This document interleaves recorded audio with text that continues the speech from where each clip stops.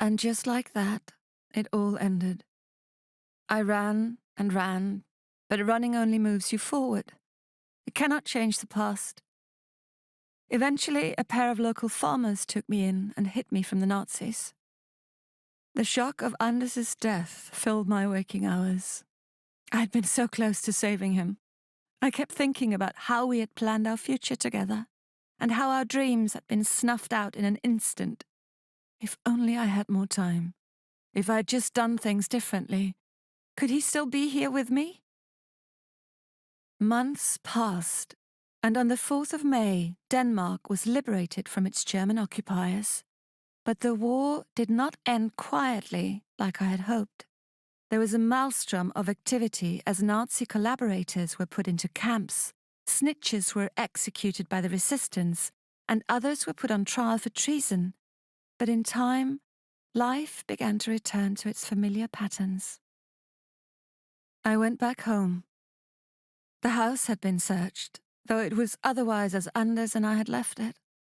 Once I had cleared away the mess, it almost felt like no time had passed at all, like it was all a bad dream.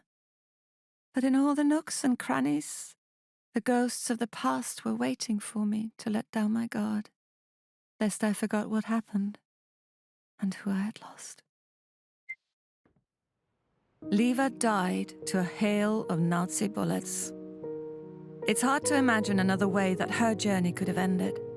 She laid down her life for her ideals. But I wonder, would she have made the same choice if she knew the war was almost over? Some people remember her as a hero, but all I saw was a reckless revolutionary pushed to her limits.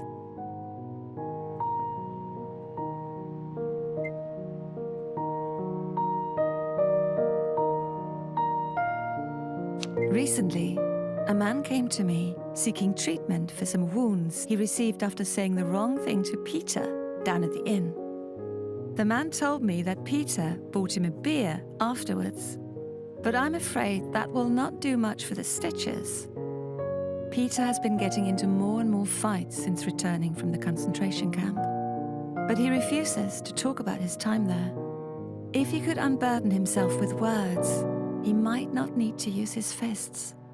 He really should find someone to talk to about his anger. But after what we went through, I don't think that I'm the right person. Stahl died on that dark winter's night, defending a system which was collapsing around him. His ideology made him lash out with violence. I cannot understand how a person comes to be that way. But I must believe that future generations will learn from this horrible war so that its mistakes are not repeated. How could anyone ever forget such dark years?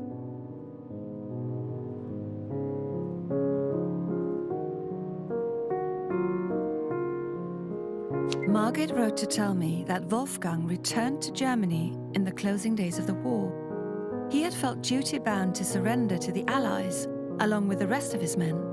He was a proud soldier who was trapped by a system which exploited his pride. In a different time and a different place, he might have gone down a better path, and both he and Margit might have been happier for it.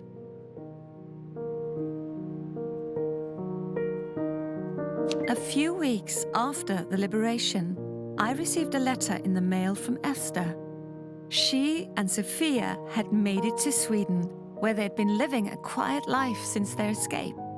Esther offered me a place to stay should I ever wish to visit, but the paper seemed flecked with tears in the places where she wrote about the help I gave them. I'm glad I was able to do at least that much. I cannot claim to fully understand Reinhard.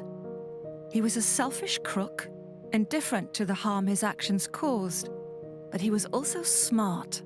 He was careful. He didn't rush headlong into danger unless there was a profit to be made. His actions at the station will always confound me. What made him so rash, so jittery, and so reckless? I don't know what happened to him after his arrest, but given how the Nazis treated their prisoners, I cannot imagine that there was a pleasant end to his journey. Olga Vestergaard requested a house call today. He was complaining about chest pains, but his heart sounded perfectly healthy. I think his pain stems from something entirely different. Something that gigantic fortune of his can never cure. This Friday, the City Council is hosting a banquet to honor his efforts to assist the resistance. It's as though everyone has forgotten the fortune he made supplying the Nazis. Can a few token gestures really restore a man's reputation so easily? I miss Margaret. All I have now is our correspondence. She cut all ties with her father and moved up north to Randers. It seems like the big city suits her, and she even writes short stories for a local magazine. Her stories are tinged with melancholy, but I'm happy to see her doing so well. I talked to the pastor at church this Sunday. He expressed sadness about fewer people showing up for church, and even fewer staying for coffee after. Neither the Danes nor the Germans seem to be able to stand being in the same room together. I tried convincing him to show patience. The town needs more time to heal. I saw Charlotte at the market today. The other villagers acted like she wasn't there, and she could barely get the attention of the merchants. I couldn't bring myself to speak with someone who had worked so closely with the occupation, at least not yet. I walked to the other side of the square, but I think she saw me. The next time I spotted her, she was leaving the market, her bag only half full.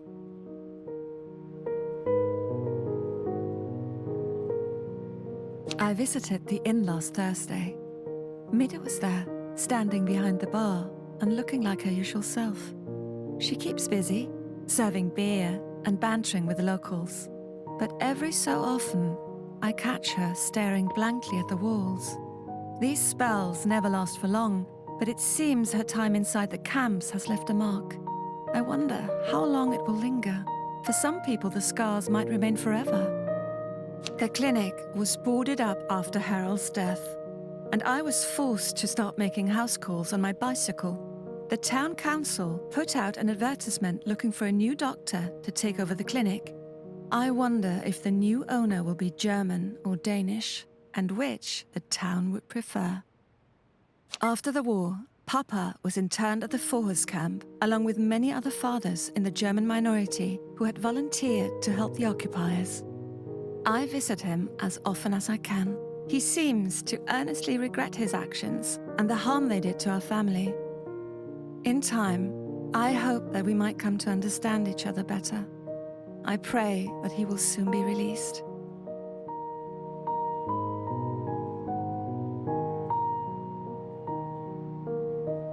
Our sleepy little town had been ripped apart by the war, and even my hands, the hands of a nurse, were not entirely free of blood.